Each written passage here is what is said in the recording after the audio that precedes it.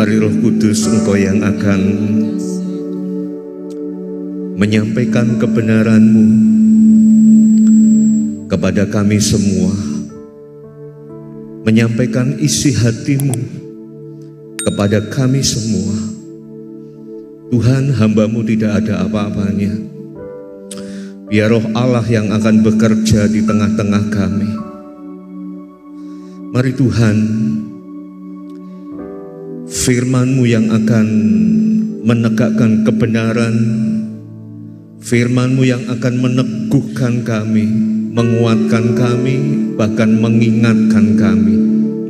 Kami siap untuk terima firman-Mu. Di dalam nama Tuhan Yesus Kristus kami berdoa. Haleluya. Mari umat Tuhan yang siap untuk terima firman Tuhan katakan bersama-sama. Amin.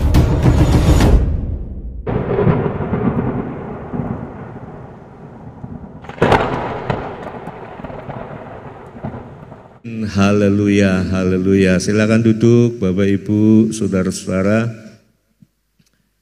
Shalom, shalom, shalom. Haleluya, puji Tuhan. Tuhan memberkati kita semua. Amin. Amin. Ada sukacita? Ada sukacita?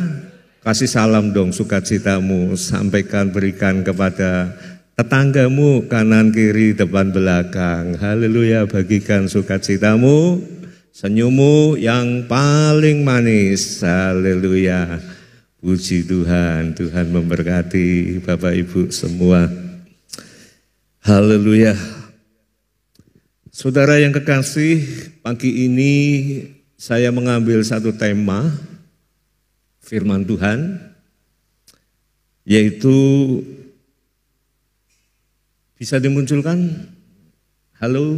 Iya, ini.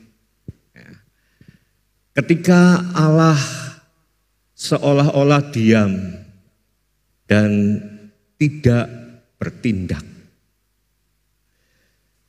Saudara, ketika Tuhan Yesus menghadapi penderitaan di akhir-akhir hidupnya dalam penganiayaan sampai mati di kayu salib, apa yang terjadi? Dia diam, tidak memberontak, tidak membela diri, tidak melakukan untuk menunjukkan kuasanya bahwa dia adalah Allah yang maha kuasa. Tapi dia diam. Dan apa yang terjadi di dalam kehidupan murid-muridnya yang selama itu mengikuti perjalanan pelayanan Tuhan Yesus, yang selama itu dekat dengan Tuhan, yang selama itu selalu bersama-sama, yang selama itu diajar kebenaran firman Tuhan. Apa yang terjadi? Ketika saat itu sedang melanda dalam kehidupan Tuhan Yesus, murid-murid menjadi panik, menjadi takut. Bahkan ada yang lebih lagi, sampai dia mengkhianati Tuhan Yesus. Ketika ditanya oleh orang-orang yang ada di dekatnya, ini yang sama-sama dengan dia. Enggak, aku enggak kenal dia. Sampai seperti itu, saudaraku yang kekasih. Dan itu yang terjadi di dalam kehidupan banyak orang. Ketika berdoa, ketika menghendaki sesuatu, ketika menginginkan sesuatu, tapi doanya enggak terkabul-kabul. Berpikir, Allah diam, tidak bertindak. Dan itu pun terjadi di dalam kehidupan orang-orang percaya Sampai Habakuk berteriak ketika melihat umatnya. Ketika dia melihat bahwa Tuhan tidak bertindak karena umatnya tertindas. Berapa lama lagi Tuhan aku berteriak, tetapi tidak kau dengar. Penindasan, tetapi tidak kau tolong. Ini yang terjadi, saudaraku yang kekasih, di dalam kehidupan umat-umat Tuhan. Dan mungkin ini pun terjadi di dalam kehidupanmu, kehidupan kita semua. Hari ini ada orang-orang, ada jemaat Tuhan yang benar-benar datang untuk mengucap syukur kepada Tuhan atas segala kebaikan Tuhan. Tetapi tidak sedikit juga jemaat Tuhan yang datang sedang menanti pertolongan Tuhan, sedang berdoa kepada Tuhan, sedang minta kepada Tuhan. Nah, saudaraku yang kekasih, kita harus mengerti, kita harus memahami, dan kita harus ingat bahwa cara kerja Tuhan, meskipun dengan cara yang tidak kita pahami, meskipun dibalut dengan peristiwa-peristiwa yang tidak kita harapkan, tetapi Tuhan punya cara di dalam kehidupan kita semua. Masih dalam suasana Pentakosta. Pentakosta adalah peristiwa di mana Roh Kudus memiliki peranan yang penting kepada orang-orang yang sedang memiliki pikiran seperti itu. Sedang berpikir ketika Allah seolah-olah diam dan tidak bertindak. Peristiwa Pentakosta adalah peristiwa di mana Tuhan, di mana Roh Kudus sedang berperan di dalam kehidupan saudara dan saya. Kita tahu bahwa Roh Kudus adalah pribadi ketiga dari Tritunggal. Kemarin Pastor Otniel sudah menjelaskan secara singkat. Ada Allah Bapa, ada Allah Anak, dan ada Roh Kudus. Roh Kudus inilah pribadi ketiga. Lalu apa? Kalau Pentakosta adalah masanya di mana Roh Kudus mengambil peranan penting kepada orang-orang percaya, lalu apa peranan Roh Kudus di dalam setiap kehidupan kita? Mari kita baca di dalam Injil Yohanes pasal 14 atau Kisah Para Rasul pasal 1 dulu. Ya, Kisah Para Rasul pasal 1 ayat yang ke-8 dulu. Kisah Para Rasul pasal 1 ayat yang ke-8. Ayat yang sudah tidak asing lagi. Setiap saat sering kita baca. Demikian firman Tuhan. Tetapi kamu akan menerima apa? Menerima apa?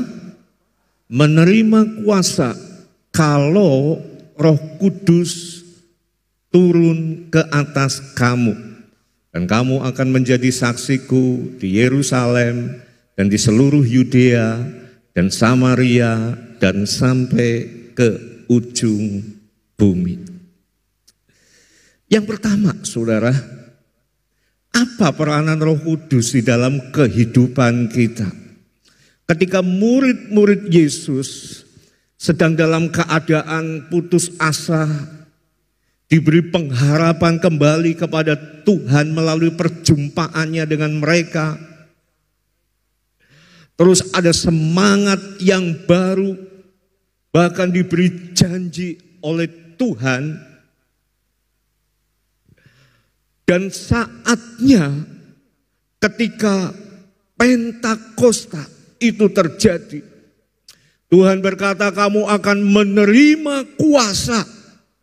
Murid-murid yang sedang loyo, murid-murid yang sedang putus asa, murid-murid yang gak tahu mau kemana arah tujuannya, murid-murid yang sedang lemah, ketika Tuhan memberikan janji akan menerima kuasa, itu yang membuat mereka kembali semangat. Artinya yang pertama, saudaraku yang kekasih, yang pertama peranan Roh Kudus di dalam kehidupan orang percaya, di dalam kehidupan saudara dan saya adalah kembali Roh Kudus kembali menghidupkan hubungan dengan Allah. Mungkin ketika engkau sedang berpikir dengan pikiran yang sama dari tema khotbah kita pagi hari ini, engkau loyo, engkau lemah, engkau takut, khawatir, gak semangat lagi, terus gak usah pelayanan. Karena percuma aku berdoa sudah lama juga Tuhan gak jawab. Saudara, ketika kuasa itu datang kepada orang percaya, itu yang akan membangkitkan hubungan kita kembali dengan Tuhan. Itu yang membuat kita semangat lagi dengan Tuhan. Itu yang membuat kita merasa ada kuasa yang baru yang akan Tuhan nyatakan. Tapi kalau Roh Kudus ada di dalam kehidupan, bukan hanya engkau semangat melayani di tempat, di gereja, tetapi semangat melayani menjadi saksi ketika engkau berada dimanapun. Ketika engkau sedang bekerja, ketika engkau sedang menghadapi karyawan-karyawan, ketika engkau sedang berhadapan dengan saudara-saudara yang tidak percaya, keluarga yang belum percaya, engkau dibangkitkan karena Roh Kudus ada di dalam kehidupan. Yang kedua, saudaraku yang kekasih, yang kedua, Roh Kudus punya peranan di dalam kehidupan kita.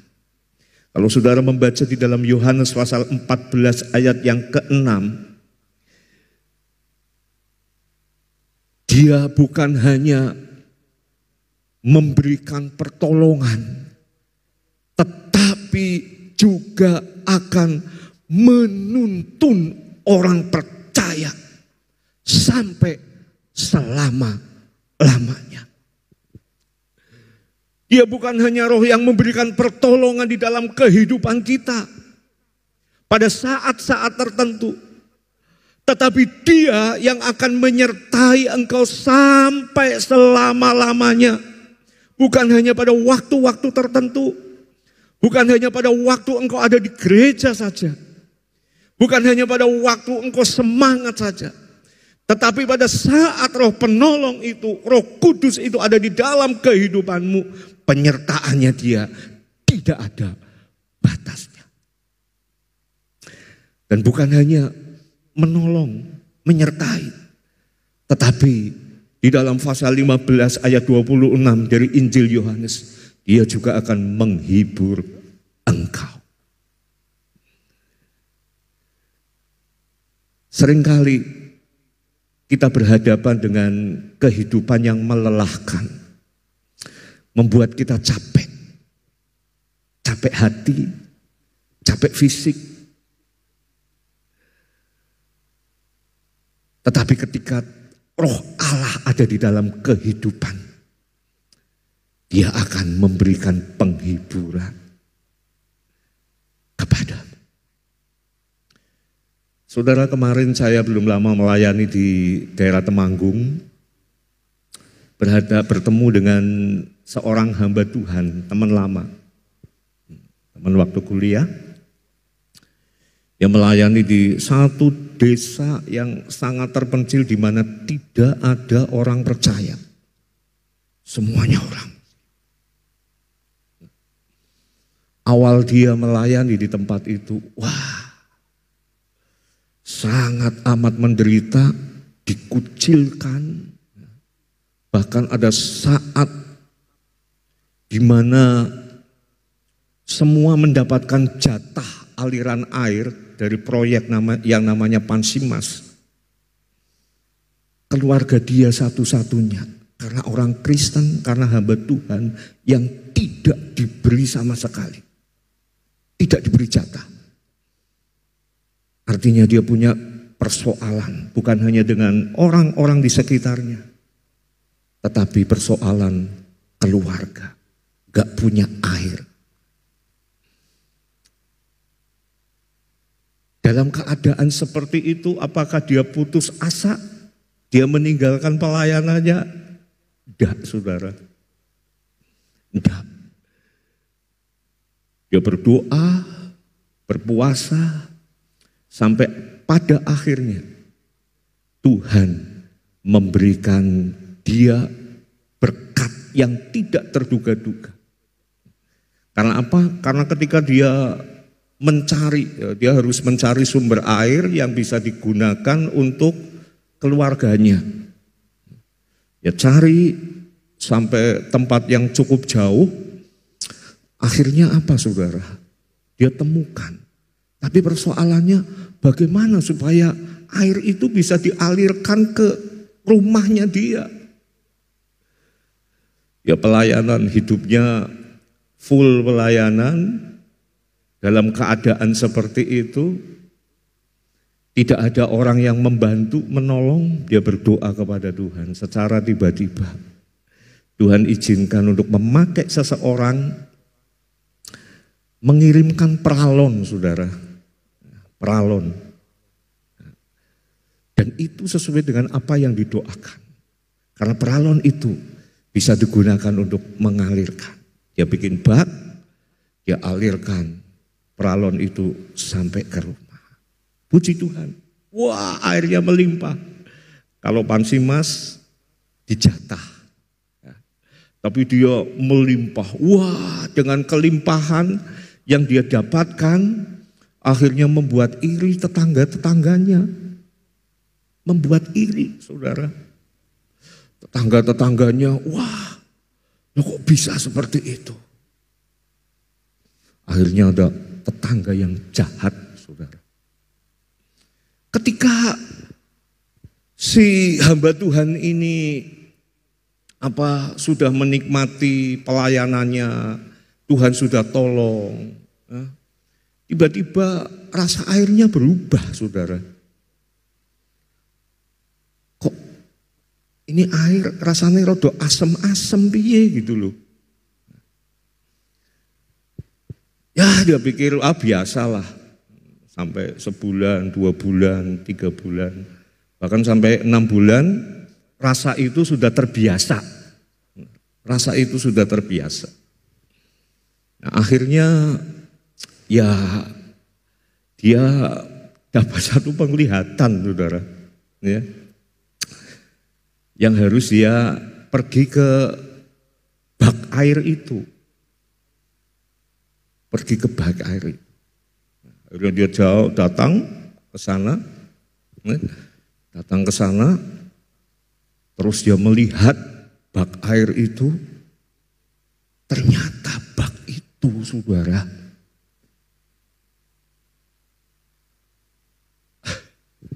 saya mau ngomongnya bingung ini. Apa ya bahasa Indonesia? Bising itu bahasa Indonesia apa?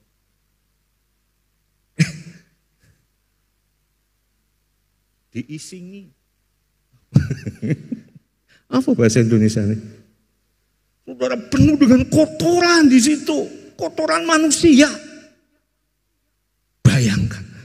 Jadi dia cerita, aku selama 6 bulan ternyata makan minum dengan kotoran manusia, dengan eeknya manusia.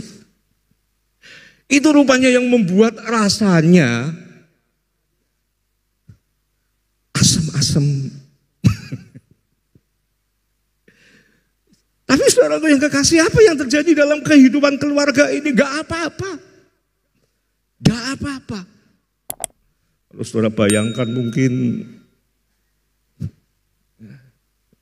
jelek gitu ya. Gak apa-apa. Tapi dengan kasih dari Tuhan, dia kuras lagi baknya, dia bersihkan. Itu dulu waktu awal-awal pelayanan. Sekarang dipakai Tuhan dengan luar biasa. Sampai seperti itu, saudaraku yang kekasih.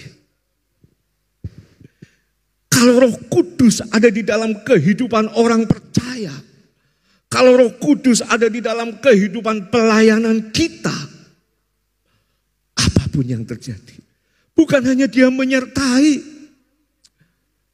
bukan hanya dia menolong, tetapi dia memberikan penghiburan. Dihibur oleh Tuhan sampai tidak meninggalkan pelayanan. Cara Tuhan bekerja seringkali dibungkus dengan hal-hal yang tidak masuk akal. Seringkali dibungkus dengan hal-hal yang tidak sesuai dengan harapan kita. Tetapi di balik bungkusan itu ada kemuliaan Tuhan yang luar biasa. Peranan Roh Kudus menjadi penghibur, penolong, dan penuntun orang percaya sampai selama-lamanya. Dan yang ketiga, saudaraku yang kekasih, yang ketiga, Roh Kudus akan membawa kita dalam dimensi ilahi, dimensi yang supranatural, dimensi di mana kita akan melihat hal-hal yang mustahil terjadi di dalam kehidupan kita. Peranan Roh Kudus akan membawa kita untuk melihat di situ ada mujizat, di situ ada pelipat gandaan, di situ ada pemulihan, pemulihan keluarga, pemulihan pekerjaan, pemulihan usaha, pemulihan kesehatanmu. Dia akan membawa kita, di mana kita akan masuk dalam dimensinya Allah, dimensi supranatural, dimensi yang tidak kita paham.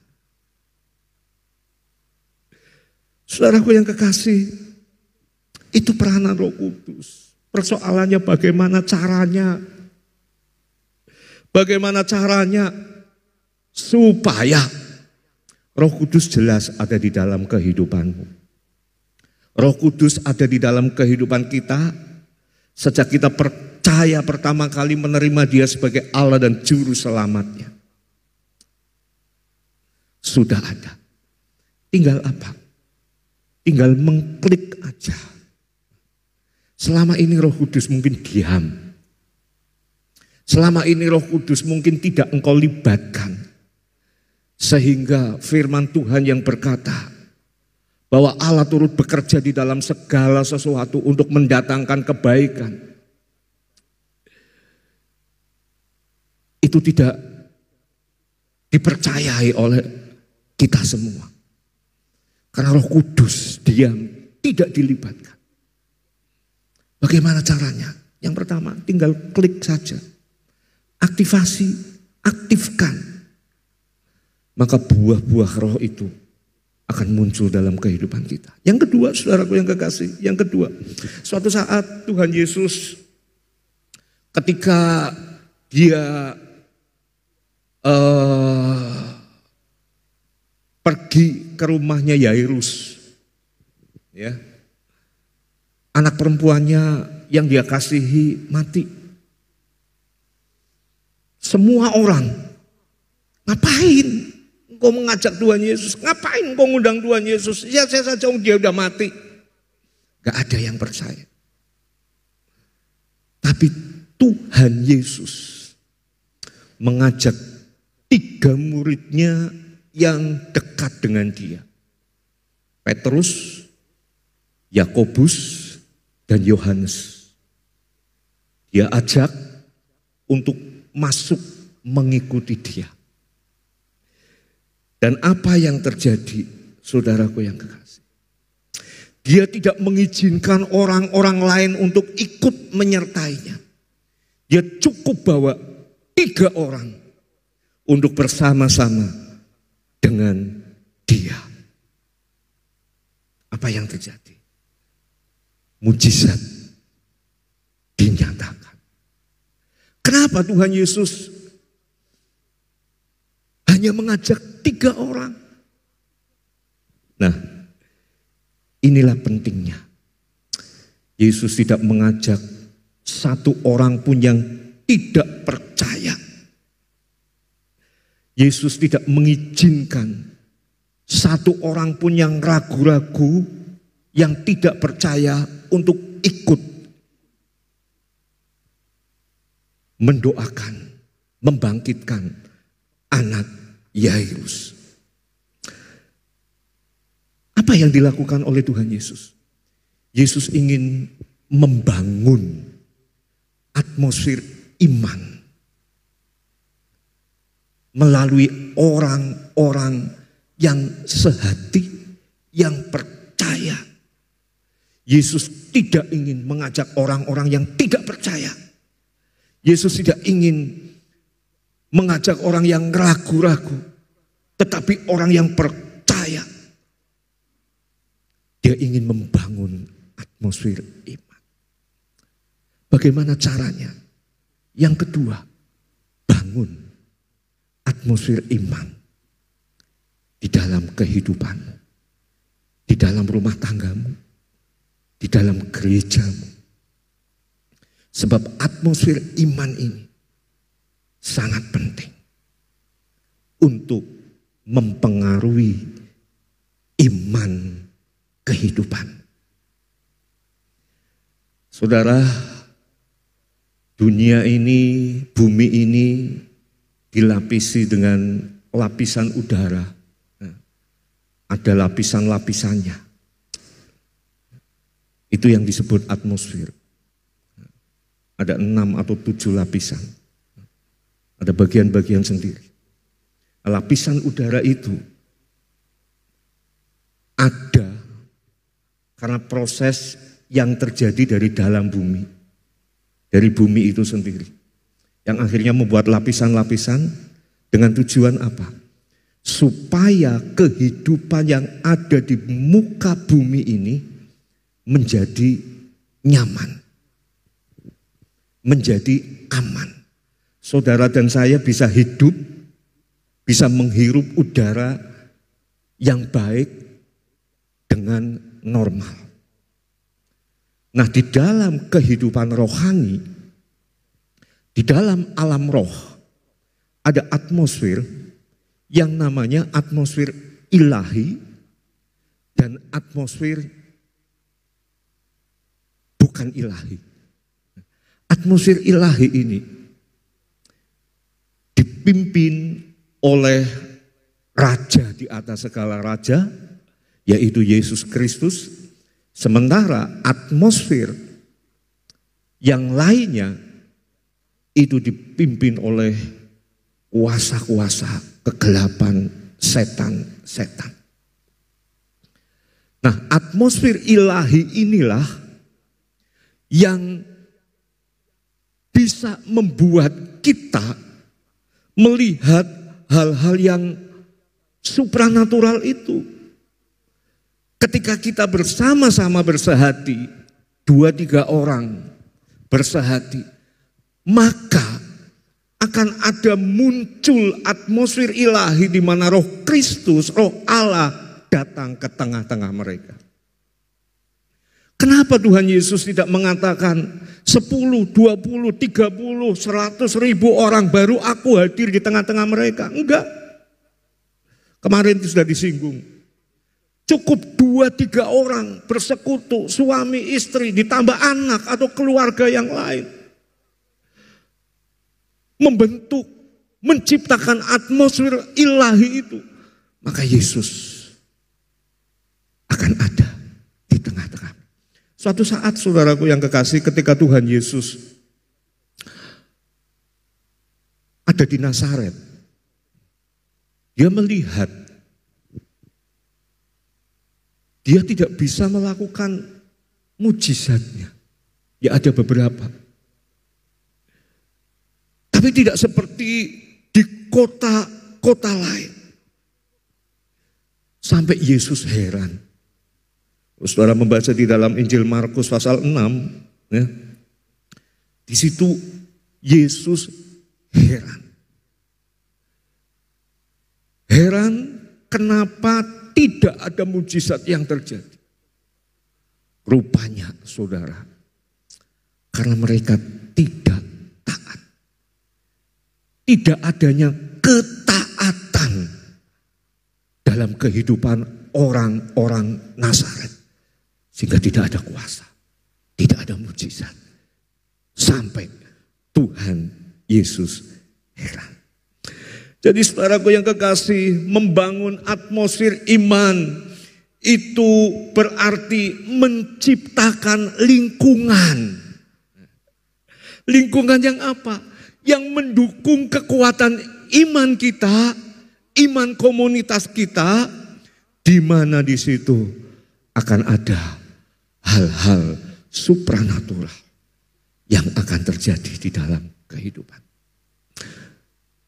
Bahkan dimensi ilahi itu yang akan membuat engkau dituntun sampai menjadi serupa dengan Yesus Kristus. Mungkin engkau juga berdoa, Tuhan, sampai bulan ini nih, bulan ke-6 dari tema yang dicanangkan gereja kita.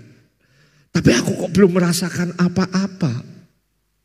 Aku kok belum bisa melakukan apa-apa. Aku kok bahkan tidak bisa melakukan apa-apa. Bagaimana mungkin aku akan menjadi seperti Yesus? Sederhana, saudara.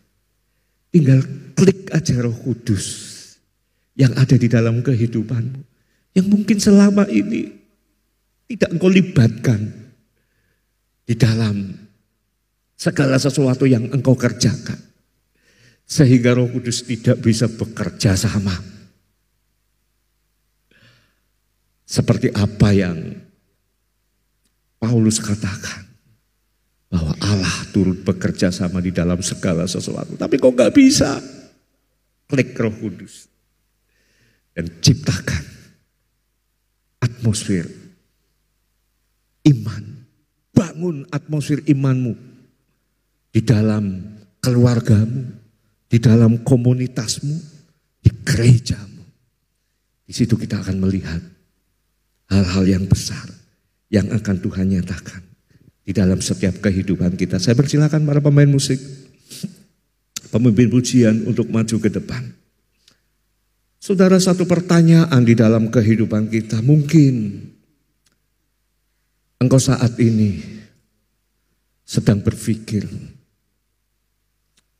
bahwa Tuhan seolah-olah diam dan tidak bertindak. Gak peduli, dia diam.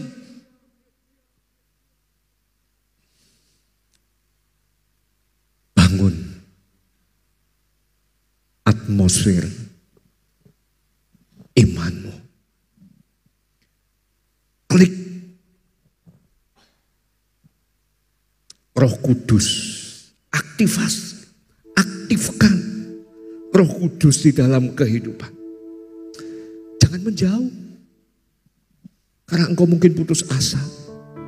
Jangan menjauh. Karena mungkin engkau merasa bahwa Tuhan diam saja. Jangan menjauh. Mungkin karena engkau merasa bahwa doaku tidak mungkin akan terkabul. Haleluya. Jangan pergi. Jangan lari. Haleluya Yesus.